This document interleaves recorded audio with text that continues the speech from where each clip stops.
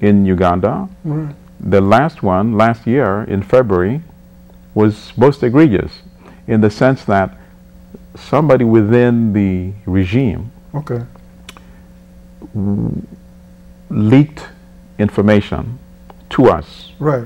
on the day of the election and said there is a group of people whose task it is to manipulate the results. Okay.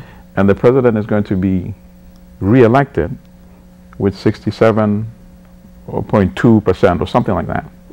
And we published that Right. before the votes were even counted. Right. And I think it was about 2 days later that he won. I think it was 68 or 68.2 something percent. Almost within 1 or 2 points of what we had published on our website. And it's still out there. Just to show you how egregious, it was. Right. But apart from that, let's examine the human rights record of this leader, who happens to be a very close U.S. ally.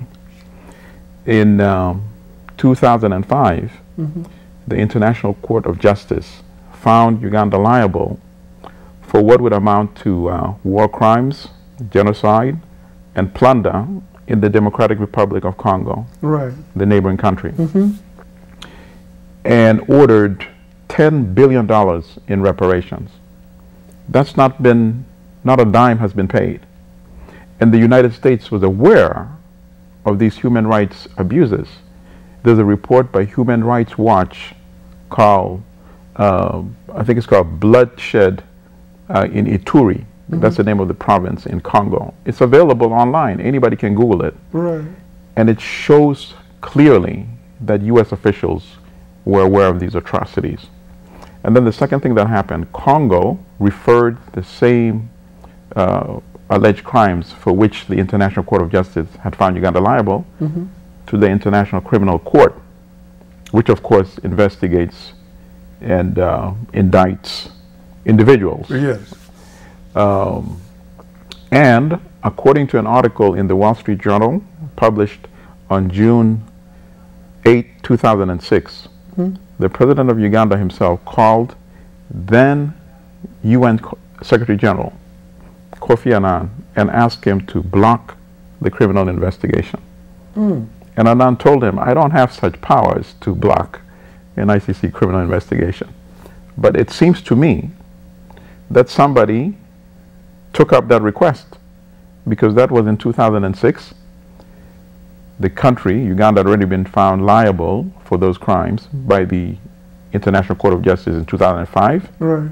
And yet, up to date, the International Criminal Court has not indicted any of the Ugandan leadership, political or military, for the crimes committed in the Congo.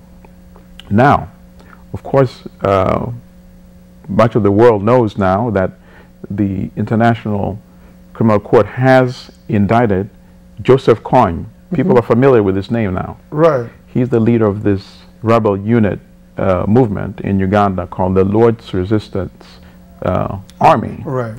And many of the things they've done, most of the things they've done has not been lordly at all. It's been a very brutal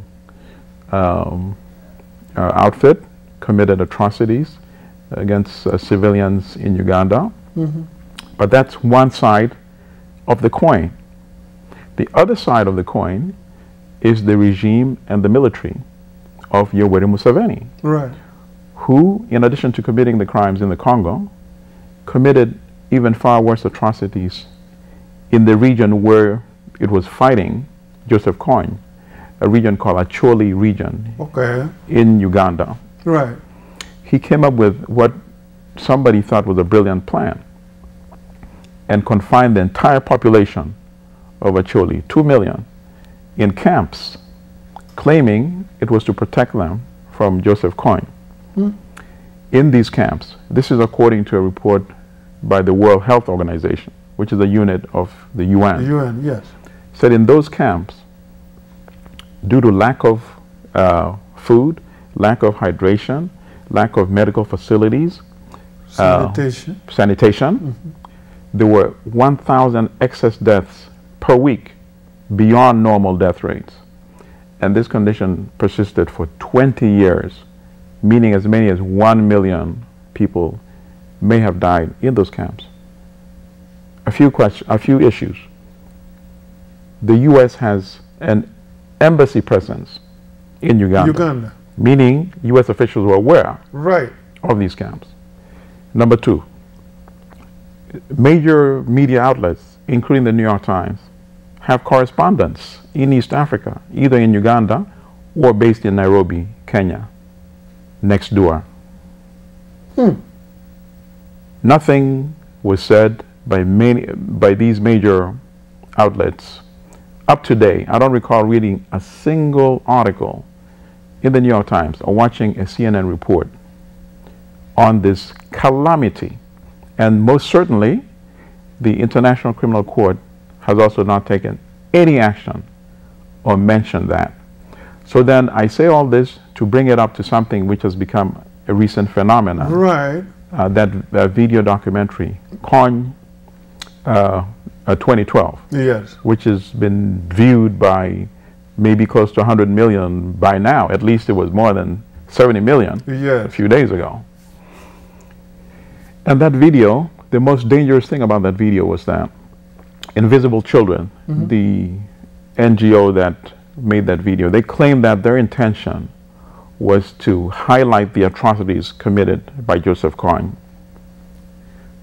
Now, the question is, what about the atrocities committed by the regime? If you focus only on this one so-called devil, it means everybody. It means everybody who watches that video would conclude that that is the sole source of the tragedy in Uganda, when in fact, in my estimation, the bigger source of that tragedy has been the regime.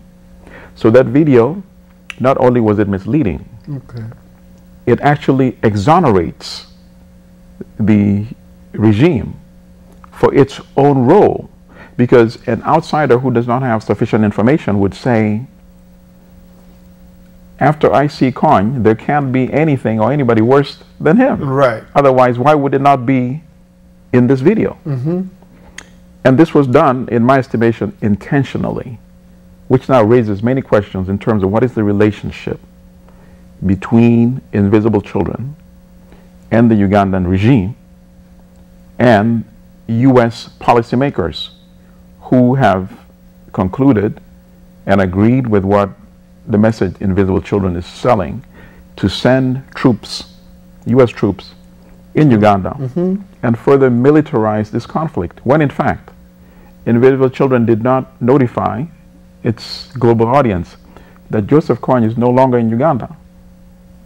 He is in Central African Republic. So it was very misleading on several scores. But the most important thing is this: people in the war-afflicted part of Uganda, in Acholi, don't want any further militarization. They want a negotiated outcome to this calamity, which has lasted for 26 years, including the major archbishop and bishop for northern Uganda. They made a statement saying, no, we want a negotiated end to this conflict, because they're the ones whose children, whose daughters, whose sons, whose wives, whose other relatives pay the price of this war. But the administration, the U.S. administration, would rather listen to these young boys who made this video instead of the voices of leaders, local leaders in Uganda. Of course, the regime itself, the Ugandan government supports this because they know that by associating itself with the U.S. military, we're not going to be talking about the crimes that they committed in Uganda and in Congo. So we shouldn't be surprised that they would encourage the U.S. to send military in Uganda. But the ordinary people who suffer the consequences don't want this. And I urge Invisible Children to really dig deep in their hearts. And if they have a conscience, they should make another video apologizing for what they did and point out the truth that while Joseph KOIN bears responsibility for the calamity in Uganda, the regime bears bigger responsibility, because in addition to having committed crimes against civilians, it failed to protect its citizens. So that's why they need to make a new video and urge both parties to come to the table. I can't imagine how anybody who says they care about children would make a video calling to bring peace by warfare. How does that make sense? It doesn't.